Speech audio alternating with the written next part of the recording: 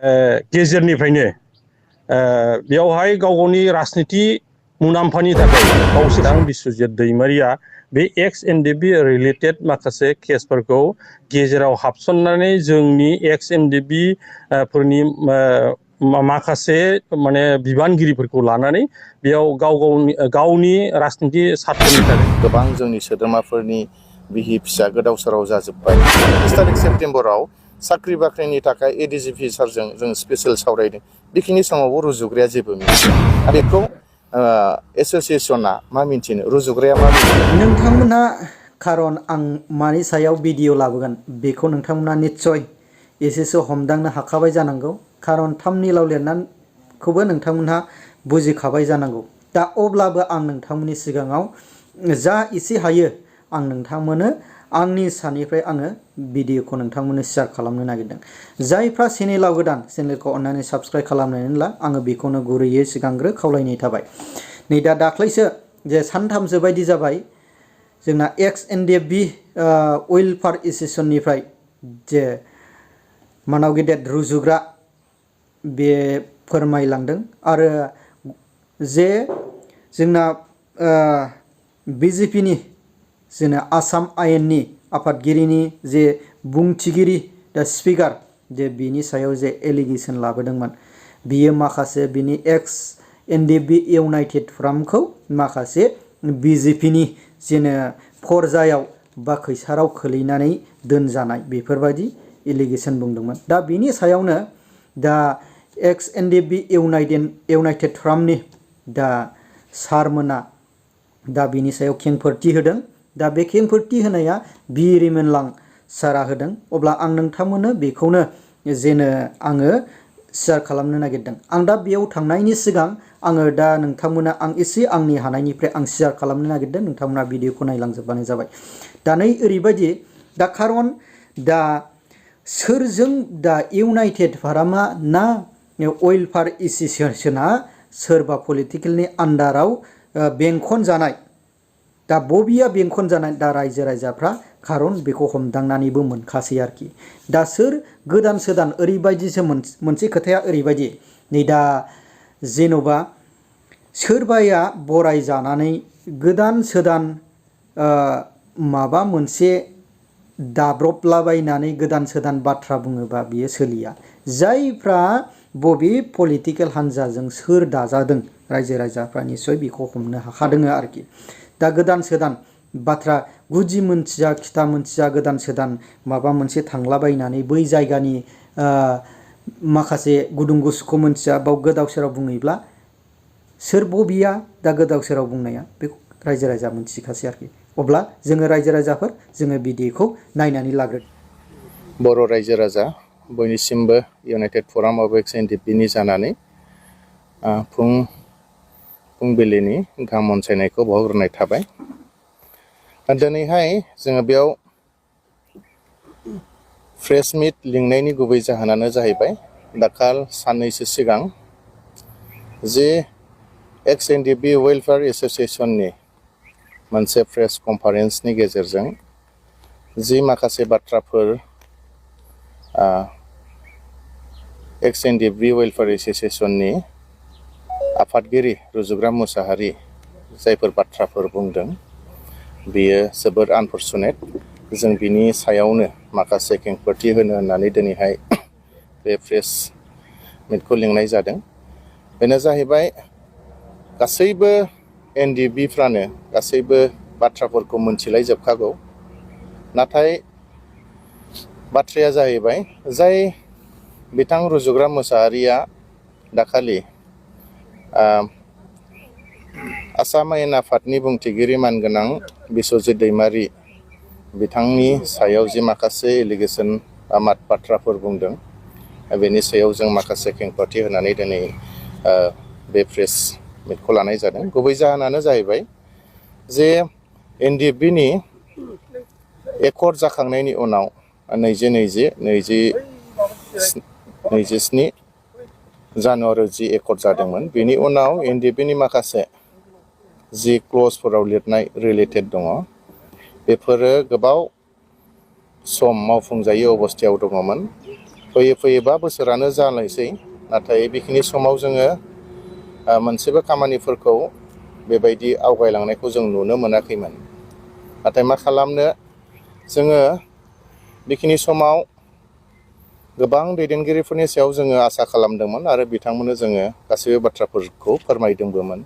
नाथाय जोबनायाव राहा गैयै जाय NDFBफोर इउनाइटेड फराम अफ एक्स NDFB जायफ्रा राजखान्थि हान्जायाव गैया, जोङो मानगोनां बिस्वजित सारखौ जोङो खावलायहैदों आरो बिथांखौ जोङो नारसिनहैदों। बिथांजों जोङो सावरायदों। जोंनि जि सावरायनाय आरो जि नारसिननाय बेखौ लानानै बिथाङा मानगोनां आसामनि गिबि मन्थ्रि डक्टर हिमन्त बिश्व शर्मा सारजों जोंखौ लोगो हमलायहोदों। दा बिनि मथेनो जे दिननिफ्राय जों लोगो हमलायनानै बिथांजों CMजों जों सावरायदों 21 सेप्तेम्बर 2024 बे दिननिफ्रायसो जोंनि बेसेबांनाखि क्लजफोराव दङ खामानिफोर बेफोरो माने मोनसेनि उनाव मोनसे मावजानायनि लामायाव फैदों। जेरै केसफोरा जोंना गोबांथार पेन्डिंआव दङमोन। बेनि सायाव खामानि मावनो थाखाय रावबो दायथ' लाग्रा बेबायदि बिबानगिरिफोर जोंनि सायाव गैयामोन आरो जोंनि माखासे दैदेनगिरिफोरा बेखौ दायथ' लानानै खामानि मावाखैमोन। नाथाय बेखिनि समाव जों जे दिननिफ्राय मानगोनां बुंथिगिरि बिस्वजित दैमारी बिथांजों जों लोगो मोनलायदों। बिथांनि चिफ मिनिस्टारखौ लोगो हमहोनायनि उननिफ्रायसो मोनसेनि उनाव मोनसे खामानिफ्रा जाबोदों। जेरै साख्रि बाख्रिनि खोथा, जों डाइरेक्ट CMजों सावरायनायनि गेजेरजों जोङो माखासे 3rd ग्रेड 4th ग्रेडनि खथाफोरखौ जों जेरै बिनानै लानो हादों। बेनि अनगायैबो 2% आसाम पुलिसनि खोथा जाहैबाय। बेयावबो दिनै जोङो बेखौ जोङो बिख'नानै लाबोनायनि गेजेरजों जोङो दिनै CM सारनो जोङो माखासे लिस्टफोरखौ दिनै जोङो गथायखांबाय अलरेडि। थिग बेबायदिनो बेनि अनगायैबो मानगोनां रन्जन दैमारी सारनि गनाय गयि बा बिथांमोननि केसफोरनि बेसेबांनाखि माखासे स्टेट लेभेलनिफ्राय जेसेबांनाखि NOC नांगौ बा माखासे लेखा कागजफोर नांगौ, गासैबो बुस्थुफोरखौ स्टेट गभर्नमेन्टनिया NOC हरनो होननानै दिनैहाय बुंनाय बेफोरबो बै दिननिफ्रायसो गासैबो खामानिफ्रा मावजादों आरो बेबायदि थांबाय थादों। नाथाय दिनै बेबायदि मदद होग्रा सासे दैदेनगिरिखौ बिथां रुजुग्रा मुसाहारि बुंनाया माने गासैबो बाथ्राफ्रा बियो माने वेस्टलेस, जों बेखौ गनायनानै लानो हाया। जेरै बिथांमोना मिथिगौ जाय समनिफ्राय जोङो खामानिखौ मावदों बेखिनि समाव एक्स NDFB वेलफेयार एस'सिएशन आफादानो गैबावा आरो रुजुग्रा होननानै रावबो बिथांमोनखौ सिनाया। बिथांमोना जाहैबाय दाख्लै 15 तारिख अक्ट'बर 2023 मायथाइयावसो बे आफादखौ दादों। नाथाय जोङो बिस्वजित दैमारी सारजों जोङो 2024निनो आगस्ट मासनिफ्रायनो सावरायलायनायनि गेजेरजों 21 तारिख सेप्तेम्बराव जोङो मानगोनां CMखौबो लोगो मोनदों। गासैबो बुस्थु जाखांजोबनायनि उनावसो साख्रि बाख्रिनि बेलायावनो जा, केसनि बेलायावनो जा आरो एक्स ग्रेसियानि सायावनो जा, रिहेबिलिटेसननि सायावनो जा, गासैबो फाइनालाव फैजोबखांनायनि उनावसो दिनै 15 तारिख अक्ट'बर खालि बिथांमोना एक्स NDFB वेलफेयार एस'सिएशन दानायनि उनाव दिनैहाय बेबायदि खामानि मावनो होननानै दासो बिथांमोना माने डिसिसन लादों। अलरेडि नाथाय इउनाइटेड फराम हिसाबै गासैबो मावखांजोब्बायानो। नाथाय दिनैहाय फैनानै बिथांमोना जेरैबायदि बाथ्रा बुंबाय बियो मोजां नङा। जोंनि गासैबो जिखिनि खामानिमोन बियो गासैबो थाबथाजोबनानै दङमोन आरो जोंखौ बेबायदि जोंनि खामानिफोरखौ दायथ' लानानै खामानि मावग्रा जों मानसिफोरखौ जों मोननो थाङाखैमोन। जेब्ला जोङो फ्राय बोसोरथाम बोसोरब्रै जाबाय जोंनि गासैबो खामानिफ्रा थाबथानानै दङमोन, बेखिनि समाव जोंनि मानगोनां बिस्वजित दैमारी सारा बियो बे खामानिफोरखौ बुरखांफिनदों। दिनै जोङो मोनसेनि उनाव मोनसे खामानि मावनो हागासिनो दङ। माने बिथांमोनाथ' सरकार हिसाबै गासैबो रुजुग्रा बिथांमोना गोजौआव थांजोबखानाय मानसि, नाथाय जोंसो थालांदोंमोन। जेरै जोंनि गारिफ्रा थाबथादोंमोन। दिनै बिथां बिस्वजित दैमारी सारा बे गारिखौ नारखोनानै हरबाय। दिनै जोंनि गारिफ्रा अलरेडि सालायफिनजाबाय। बिदि हिसाबै जोंनि खामानिफ्रा मोनसेनि उनाव मोनसे जालांबाय थादों। दा बिदि मानसिखौ जुदि सोरबा जोंनि मानसिफ्रानो बखियोब्ला माने बियो जुक्ति गोनां बाथ्रा नङा, माने मोजां बाथ्रा जायाखै। माने गासैबो खैफोदा जोंनिसो, गासैबो खामानिफोर मावनांगौआ जोंनिसो आरो सायख'नानै लानांगौआनो जोंनिसो। दा बेनि गेजेराव नोङो सोरखौबा बखियोब्ला सोर मावनानै होनो, बे मोनसे खोथा फैयो। दा जुदि गासैबो खामानिया मावफुजाबाय थानाय समाव बेफोरबायदि बुङोब्ला जोंनि गेजेराव निस्सय गावजों गाव माबा मोनसे गोरोबलायिया फैगोन, जों बेखौ साननो हायो। बेनिखायनो बेफोरबायदि बाथ्रा बुंनायनिफ्राय गोजानाव थानांगौ, जों बेखौ खावलायहरो। माने जोंनो बेफोरबायदि खामानि मावग्रा मानसि नांगौ। दिनै बुंगोन नामा जि रुजुग्रा बिथाङा जि बुंदों बिस्वजित दैमारिया NDFBनि सोद्रोमा नङा, बेखायनो बे खामानियाव बिथाङा हाबसननानै खामानि मावनो जेबो मोन्थाय गैया होननानै दिनै बिथाङा बुंबाय। नाथाय बे बोसोरब्रैयाव बिथाङा मा खालामनानै थाखो, जों बेखौसो सोंगोन। रुजुग्राया मा खालामनानै थाखो? बिथाङा दि मावबाय, बिनि उनाव मावनायखौ नुखांनायनि उनावसो दायो मोनसे क्रेडिट लानो फैनाया बे मोजां जायाखै। अब्ला मा जोंबो बुंगोन नामा बिटिआरनि जि CEM बिथाङाबोथ' NDFBनि सोद्रोमा नङा, बिथाङाबो खामानि मावनो नाङा होननानै जों बुंगोन नामा? जोंथ' बुंनाय नङा। मानो होनबा जोंनो खामानिसो मावनांगौ। UG ब्रह्म बिथाङा सासे केबिनेट मिनिस्टार, बिथाङा खामानि मावदों, बिथांखौ नोंथाङा मावनो नाङा होननानै बुंगोन नामा जोङो? बिथाङा सासे NDFB सोद्रोमा नङा होननानै। दा बाथ्राफ्रा बेबायदियाव फैगोन। नाथाय बेबायदि नङा, जोंनो गासैखौबो नांगौ। MLA खौबो नांगौ जोंनो, MP खौबो नांगौ जोंनो, CM खौबो नांगौ, डेपुटि चिफखौबो नांगौ, गासैखौबो नांगौ। गासैबो खामानि मावग्राफोरखौ जोंनो नांगौ। दिनै मावोब्ला जों बयखौबो वेलकाम खालामो। CMआ मावोब्ला बेखौबो जों वेलकाम खालामगोन। दिनै बिस्वजित दैमारिया जेरैबायदि मावदों जों बेखौ वेलकाम खालामदों।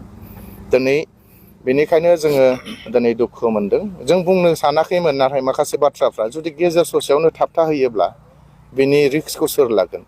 दा बेखौसो जों सिन्था खालामदों। दा रुजुग्रा बिथाङा साननो हागौ माने गावनोहाय मदद नाङा।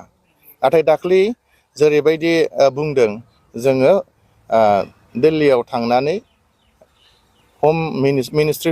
मिनिस्ट्रि अफ हम एफेयार्सनि जे नर्थ इस्टनि जि एडभाइजार AK मिश्र बिथांखौ लोगो हमनानैसो हम मिनिस्टारनो माने गांसे गोसोखां बिलाइ बिथांमोना होबोदों।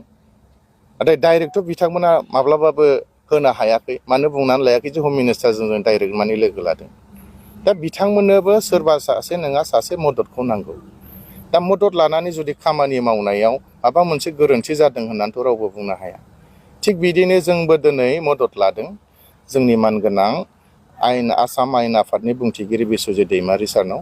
बिनि खामानि मावनायावसो, बिनि जि बाथ्रा खेंफोरथि होनायावसो दिनै जोंनि खामानिफ्रा जालांगासिनो दङ।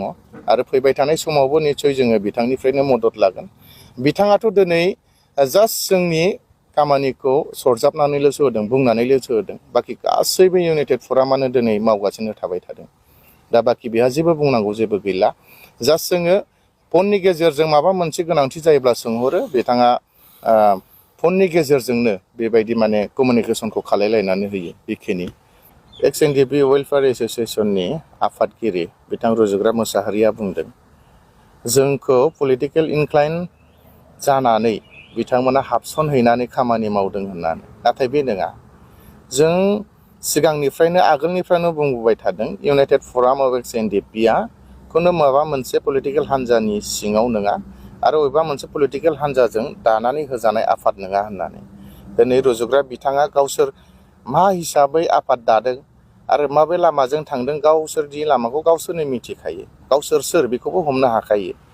जोङो जोंनि खामानियाल' जाथों होननानै दिनै जों सोरनिबा आथिंखौबाबो हमगोन, माबा मोनसे खामानिबाबो जों मावगोन। जेरावहाय केसफोरा ओरैबायदि जानानै थांदों जि NIA केसनि जों मिथिगौ, जों थांबाय थानाय हिसाबै गासैबो न'खरफ्रा सिलिंखार जालांबाय। दाउ अमा मोसौ हा हु जोबलांजोब्बाय। गोबां जोंनि सोद्रोमाफोरनि बिहि फिसा गोदाव सोराव जाजोब्बाय। दिनै बेफोरखौ सोर खबर लादोंमोन?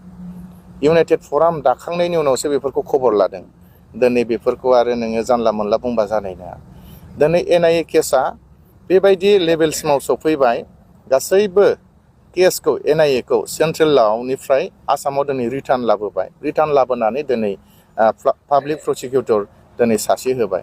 दिनै जोंनि NIA केसाव नांनाय न'खरफोरा दिनै थाखा फैसा बाहायनांनाय नंलिया गासैबो गभर्नमेन्टआनो होजोबसिगोन नाथाय बिदिसिम मावदों जोङो दा बेखौ एसोसिएसना मा मिन्थिनो रुजुग्राया मा मिन्थिनो जेराव बिथाङा मोनसेबो सावरायनायाव गैया जे दिनखालि 21 तारिखआव जों CM जों सावरायदों अफिसियेल मिटिं जों जिरायदों बेखिनि समाव साख्रि बाख्रिखौ इउनाइटेड फरामा बिख'नानै लादों बेखिनि समावबो जों रुजुग्राखौ नुवाखै बिथाङा गैया 23 तारिख September advocate general Debajit Saikia सारखौ जेब्ला जों लोगो लादों बेखिनि समावबो बिथांमोना गैया मा रायलायदों मा रायलायाखै बिसोरो जेबो मिन्थिया 26 तारिख सेप्तेम्बराव साख्रि बाख्रिनि थाखाय ADGP सारजों जों स्पेसियेल सावरायदों बेखिनि समावबो रुजुग्राया जेबो मिन्थिया नाथाय दिनै मैया दाखालिनि खावब्ला नुजाफैनानै दिनै जानला मोनला बाथ्रा बुंबाथ' जानाय नङाना बेखौलाय सोर गनायनो जेबोआनो मिन्थियाब्ला दिनै मानो बाथ्रा बुंलाबायदों दिनै साख्रि बाख्रिनि थाखाय लेखा बिदों पुलिसनि थाखाय माबानि थाखाय बे बुस्थुखौ जों अलरेडि मावखांजोब्बाय अलरेडि जों गथायखांजोब्बायानो दिनै आरो गोदानै बिफिननानै जोंनि मानसिफोरखौ गोदाव सोराव खालामोब्ला बे बोरै जागोन बेखायनो जों सानो जेन जोंनि खामानिफोरखौ बिथांमोना बायदि बुंनानै जेन हेंथा होआ माव नोंसोरबो सोमोन्दो लानानै माव दैदेनगिरिफोरखौ लानानै माव बेयाव जोंहा जेबो बुंनांगौ गैया दा बेखौ जोङो बुंनाय जाबाय जेन नोंथां